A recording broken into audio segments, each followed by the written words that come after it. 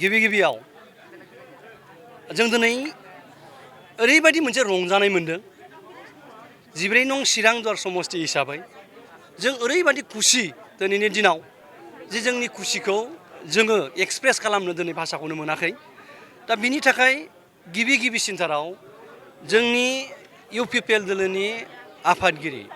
मानगोनां प्रमद बर' सारखौ जोबोद साबायखर जासिगोन बेजों लोगोसे इउपिपिएल दोलोनि साफ्रोमबो मिरुनि दैदेनगिरि बिथांमोनखौ जोङो साबायखर जासियो जे दिनै चिरां दुवार समष्टिनिफ्राय जे नैबे फैबाय थानाय 19 नं सिडली बिधानसभा बिसायख'थियाव बिजाथि महरै दिनै फोसावबाय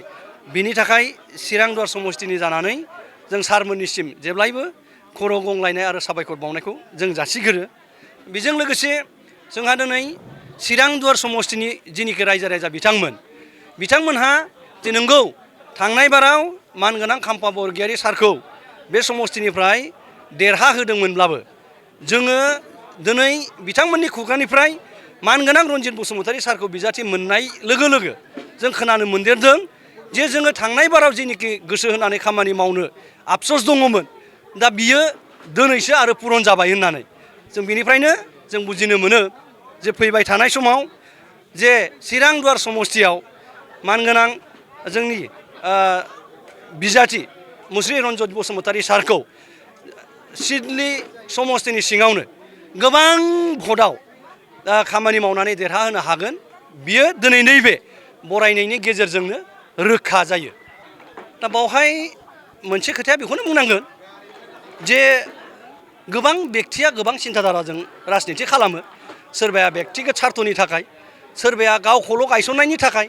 सोरबाया समाजनि थाखाय सोरबाया ओनसोलखौ जौगाहोनो थाखाय सोरबाया गोजोन खौसेथिखौ हास्थायनायनि थाखाय दा दिनै जाय बेक्ति बिथांमोनहा खाम्फा बरगयारी बिथांजों थांफादों नंगौ बिथांमोना मोनसे समाव खाम्फा बरगयारी बिथांजोंनो फैफानायमोन